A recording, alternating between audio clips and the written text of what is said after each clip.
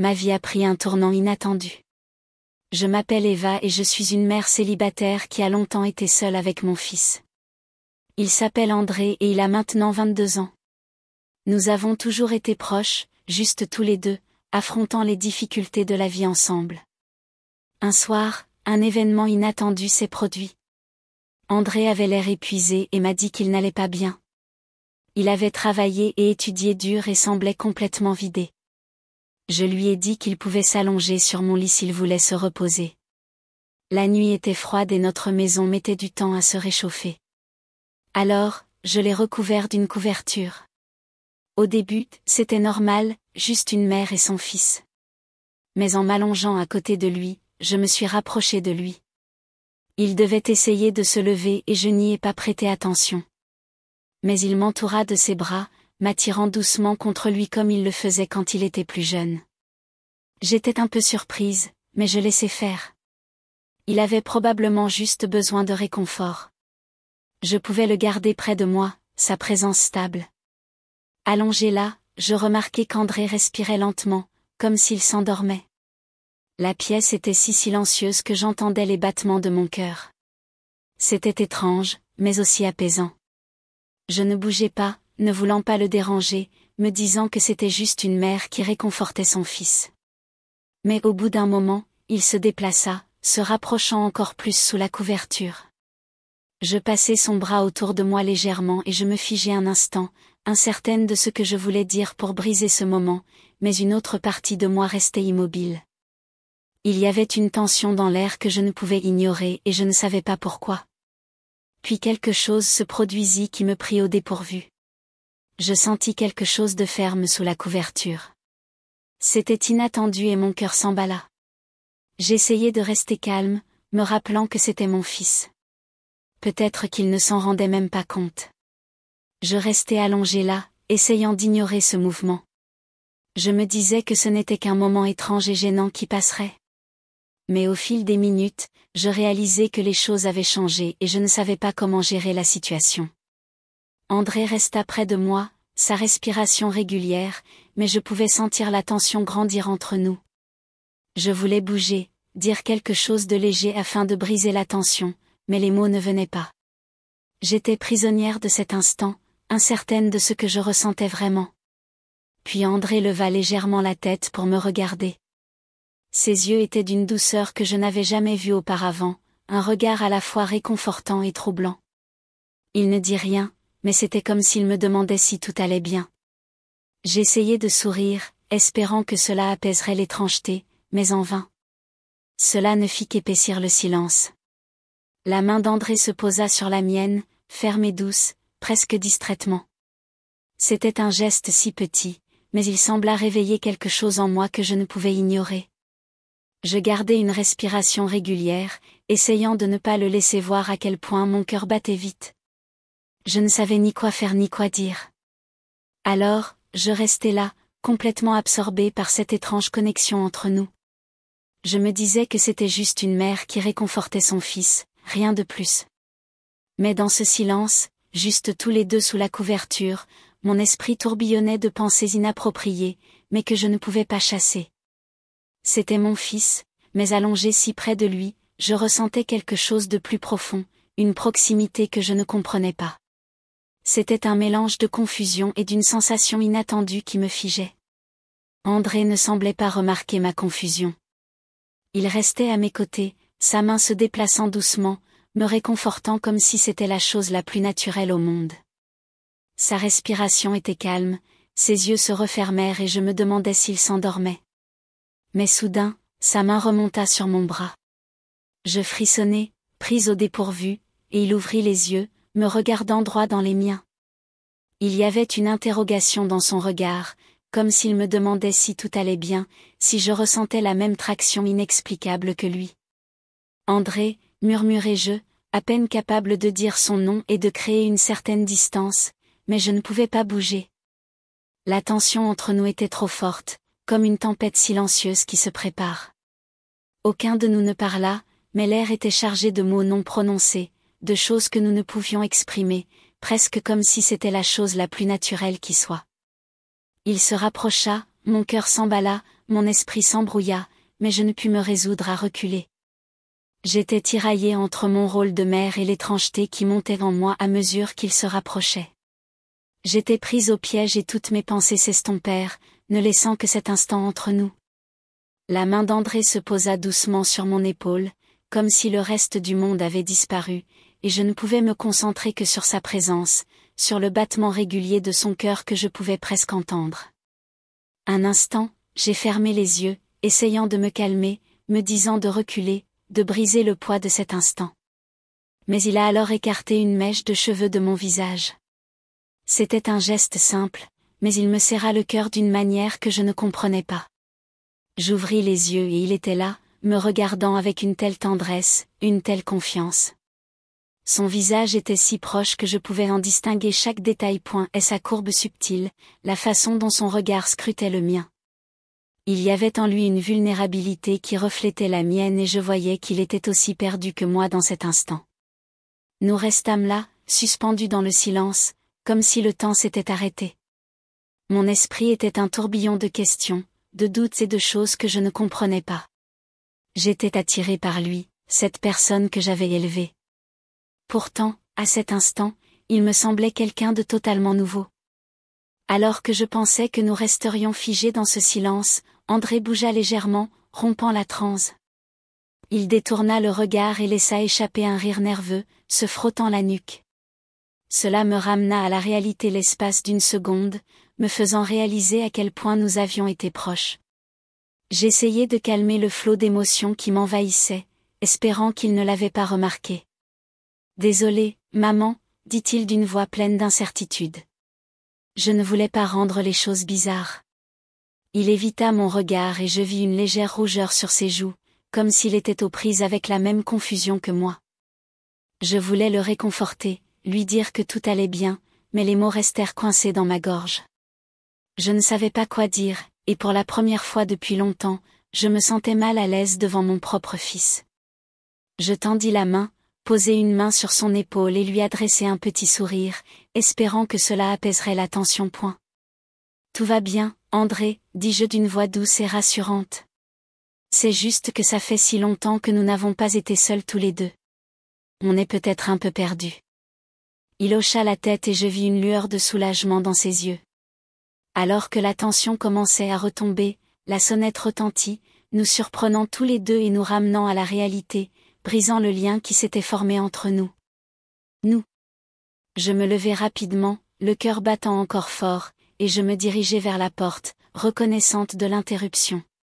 Quand j'ouvris, notre voisin Louis était là. C'était toujours quelqu'un de gentil, quelqu'un sur qui je pouvais compter en cas de besoin.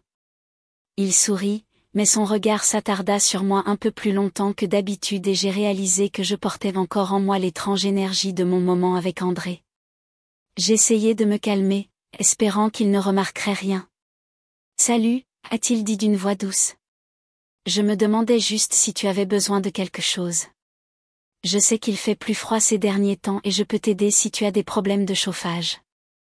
Une vague de soulagement m'envahit, et l'espace d'un instant, je me détendis. Merci, ai-je répondu avec un sourire.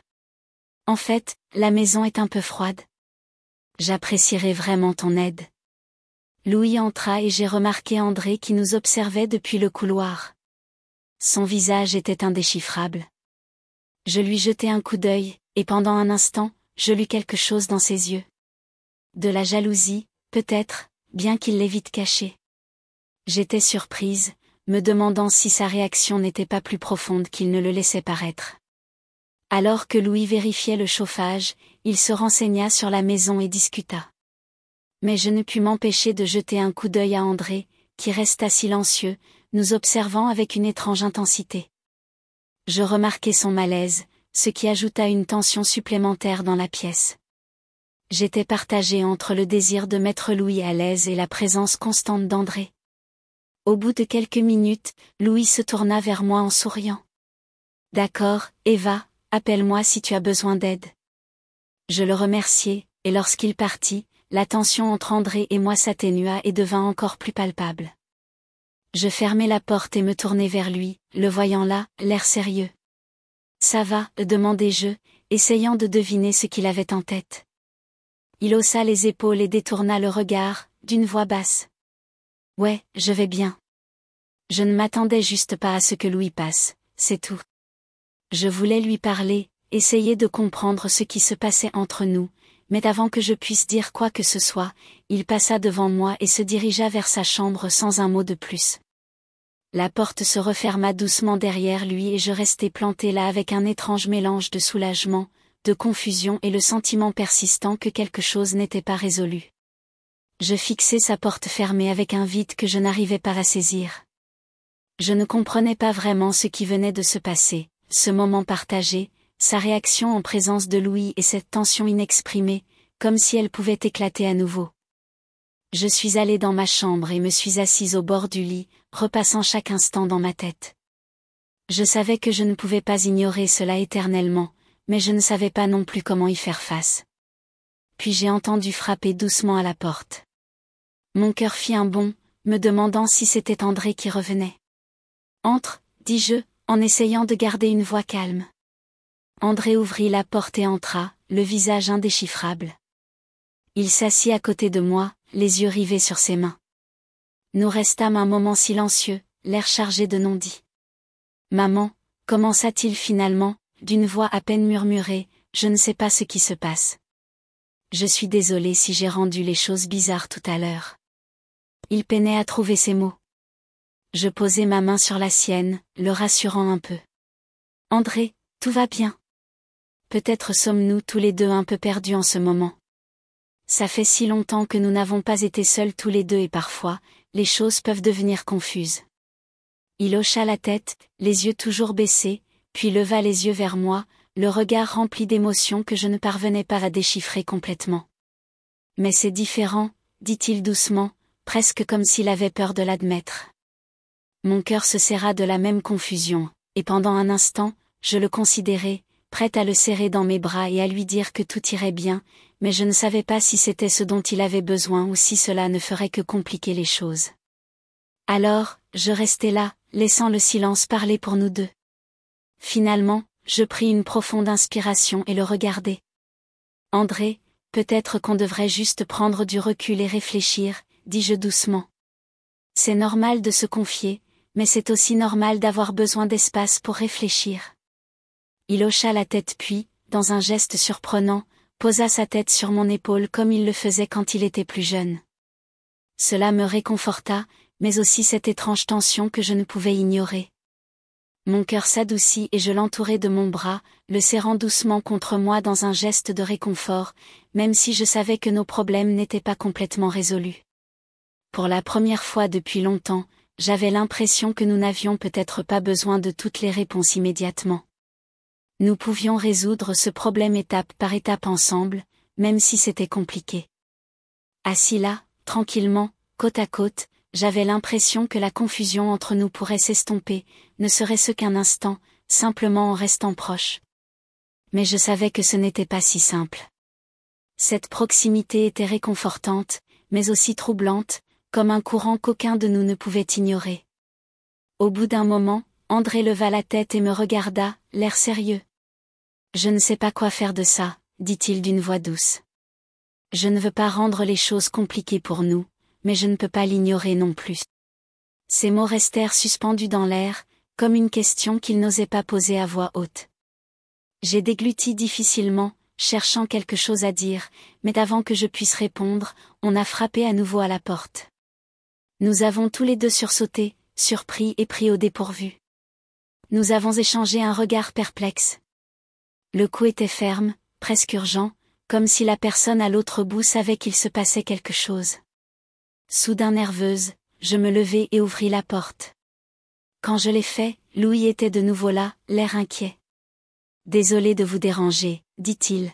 « Je voulais juste vérifier si tout allait bien. Vous aviez l'air un peu dérangé tout à l'heure. » J'ai jeté un coup d'œil à André, qui nous observait attentivement, le visage toujours impénétrable.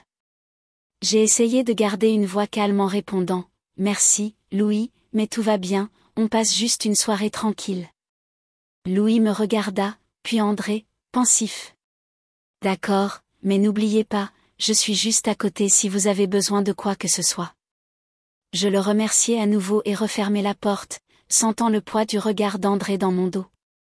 La tension dans la pièce semblait s'être intensifiée, et je savais que nous devions parler, vraiment parler, pour comprendre ce qui se passait entre nous. Mais pour l'instant, nous restâmes là, suspendus dans un silence chargé, chacun cherchant à donner un sens à ce moment étrange et troublant. Je me tenais là, la main encore sur la poignée de la porte, le cœur battant à tout rompre. Le silence dans la pièce était presque palpable, comme si l'air lui-même retenait son souffle. André était toujours assis au bord du lit, les yeux baissés, ses doigts triturant nerveusement le bord de sa chemise.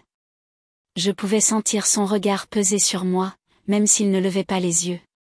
L'intervention de Louis avait brisé l'étrange intimité qui s'était installée entre nous, mais elle n'avait pas dissipé la tension. Au contraire, elle semblait avoir amplifié ce sentiment d'inachevé, comme si nous étions suspendus au bord d'une conversation que nous n'étions pas prêts à avoir. Je me tournai lentement vers André, essayant de trouver les mots pour combler ce vide. « André », commençai-je doucement, ma voix tremblante malgré mes efforts pour la stabiliser, on devrait peut-être parler de ce qui se passe. Il leva enfin les yeux, et l'intensité de son regard me frappa de nouveau. Il y avait quelque chose de brut, de vulnérable, mais aussi d'indéchiffrable dans ses yeux.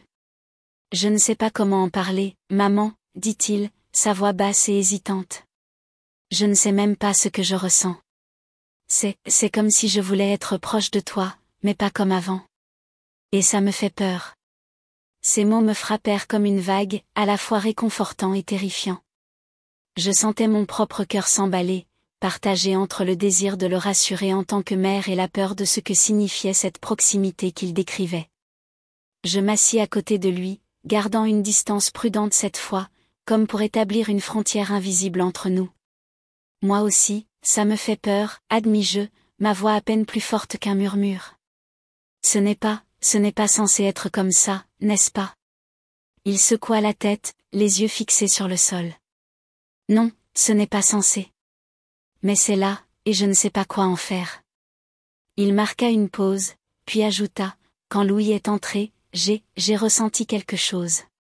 Comme si je ne voulais pas qu'il soit là, qu'il s'immisce entre nous. Et je sais que c'est insensé, mais... » Il ne termina pas sa phrase, mais il n'avait pas besoin de le faire. Je compris ce qu'il voulait dire. Cette pointe de jalousie que j'avais vue dans ses yeux quand Louis était là, je l'avais sentie aussi, d'une certaine manière. Pas de la jalousie romantique, mais une possessivité étrange, comme si nous protégions quelque chose de fragile, quelque chose que nous ne comprenions pas encore nous-mêmes. Je pris une profonde inspiration, essayant de rassembler mes pensées. « André, tu es mon fils. Tu seras toujours mon fils. Mais ce qui se passe entre nous en ce moment, c'est compliqué. Peut-être qu'on est tous les deux juste fatigués, seuls, et qu'on cherche quelque chose pour combler ce vide. » Il hocha la tête, mais son expression restait tourmentée. « Peut-être. Mais quand je suis près de toi, c'est comme si tout le reste disparaissait. Les études, le travail, tout ce qui me pèse. C'est juste toi et moi, et ça me fait du bien. Trop, peut-être. » Ces mots me serrèrent le cœur. Je voulais le prendre dans mes bras, lui dire que tout irait bien, mais une partie de moi savait que ce n'était pas si simple. Nous avions franchi une ligne, même si elle était floue, et revenir en arrière semblait impossible. « On ne peut pas laisser ça nous dépasser, » dis-je finalement, plus pour moi-même que pour lui. « On doit comprendre ce que c'est, et poser des limites. » Il me regarda, ses yeux cherchant les miens comme s'il espérait y trouver une réponse. « Et si je ne veux pas de limites ?» demanda-t-il, sa voix si basse que je l'entendis à peine. Mon souffle se coupa. Je ne savais pas quoi répondre. Une partie de moi voulait crier que c'était impossible, que nous devions arrêter ça immédiatement, mais une autre partie, plus sombre, plus confuse, comprenait ce qu'il ressentait. Cette proximité, cette connexion, elle était réelle, même si elle était troublante. Et dans ma solitude, dans les années passées à être invisible aux yeux du monde, cette sensation d'être vue, d'être désirée, même de manière si compliquée, était comme une bouffée d'oxygène après des années sous l'eau. Je posai ma main sur la sienne, doucement, prudemment. André, on ne peut pas laisser ça devenir quelque chose qu'on regrettera. Tu es mon fils, et je t'aime plus que tout. Mais on doit être prudent. Il hocha la tête, mais je pouvais voir qu'il luttait. Je sais, murmura-t-il. Je ne veux pas te faire de mal. Je ne veux pas que ça devienne bizarre. Mais je ne veux pas non plus te perdre. Tu ne me perdras pas, dis-je fermement, serrant sa main. Jamais. Mais on doit trouver un moyen de naviguer dans tout ça, ensemble, sans se perdre nous-mêmes. Le silence s'installa à nouveau, mais il était différent cette fois. Moins oppressant, plus résolu. Nous restâmes assis là, côte à côte, nos mains toujours jointes, comme si ce simple contact était un ancrage, un rappel que nous étions toujours une mère et son fils, malgré les ombres qui s'étaient glissées entre nous. Finalement, André se leva. « Je vais essayer de dormir, dit-il, sa voix fatiguée mais plus calme. On parlera demain, d'accord ? D'accord, répondis-je, lui offrant un sourire rassurant. Bonne nuit, André. Il me rendit un petit sourire, puis se dirigea vers la porte. Avant de sortir, il se tourna vers moi une dernière fois. Merci, maman. Pour être là. Je hochai la tête, incapable de parler, et il disparut dans le couloir. La porte se referma doucement derrière lui, et je me retrouvai seule dans ma chambre, le cœur lourd mais étrangement apaisé. Je m'allongeai sur le lit, fixant le plafond, essayant de démêler le tourbillon d'émotions qui m'habitait. Les jours suivants furent étranges. André et moi nous efforcions de retrouver une routine, de parler comme avant, mais il y avait toujours cette tension sous-jacente, comme une note dissonante dans une mélodie familière. Nous faisions attention à ne pas trop nous rapprocher, à garder une distance physique, mais nos regards se croisaient parfois, et je pouvais voir qu'il luttait autant que moi. Louis revint vérifier le chauffage quelques jours plus tard, et cette fois, André fut plus cordial, mais je sentais qu'il se forçait. Il y avait une méfiance dans son attitude, comme s'il craignait que quelqu'un d'autre ne vienne perturber l'équilibre fragile que nous essayions de maintenir. Un soir, alors que nous dînions ensemble, André aborda enfin le sujet. « Maman, je pense qu'on devrait peut-être, je ne sais pas, parler à quelqu'un. Un conseiller, un thérapeute ? Je ne veux pas que ce qui s'est passé nous sépare. » Je fus surprise, mais soulagée par sa suggestion. « Tu as raison, dis-je. Peut-être qu'on a besoin d'aide pour comprendre tout ça. Pour remettre les choses en place. » Il hocha la tête, et pour la première fois depuis cette nuit-là, je sentis un véritable espoir. Nous n'avions pas toutes les réponses, et le chemin devant nous serait probablement difficile, mais nous étions prêts à l'affronter ensemble. Et peut-être, juste peut-être, cet étrange moment de confusion deviendrait un tournant, non pas pour nous éloigner, mais pour nous rapprocher d'une manière plus saine, plus claire. La maison était toujours froide, mais ce soir-là, en partageant un dîner simple avec mon fils, je sentis une chaleur nouvelle. Pas celle d'une couverture ou d'un radiateur, mais celle d'une connexion qui, malgré ses complications, refusait de se briser. Et pour l'instant, c'était suffisant.